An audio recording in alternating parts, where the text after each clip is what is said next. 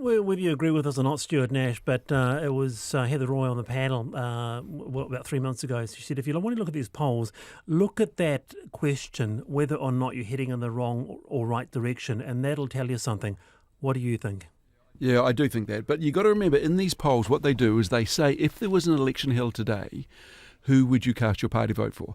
I think if they reframed that, if they said, if there was an election held today and the one block was Labour, Te Pāti Māori and the Greens, and the other block was National, ACT and New Zealand First, who would you vote for? And I think you would get quite a different result. And the reason I say that is, I work in Wellington and Auckland, I live in Napier, and I have been very public on this. I think that Labour should distance itself from the Māori Party, Te Pāti Māori. I think they are very, very scary to a whole lot of people who would vote Labour, who say in the polls, I'll vote Labour, but without the wider question being asked, I don't know if they will on election day if Hipkins has not ruled them out. Stuart Nash saying Te Pāti Māori are very, very scary. Annabelle Lee Mather. Well, Labour might not have a choice if they want to form the next government, and perhaps that's more of a reflection of where Stuart lives. I think in urban centres there's a lot of support for Te Pāti Māori that's been strongly reflected in the polls that we've seen over the last couple of years, the turnout that we're seeing of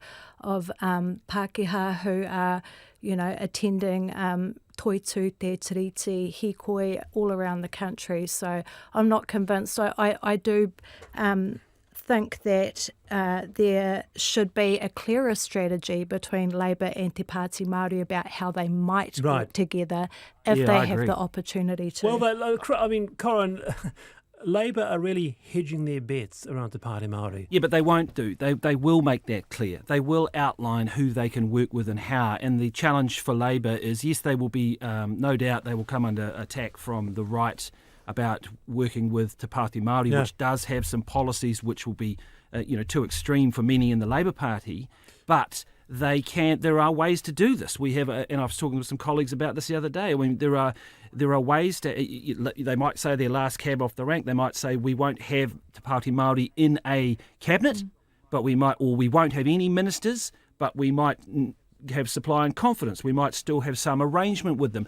Maybe Te Pāti Māori would want that. Do they want to be in a government? They might still be able to get large deals anyway.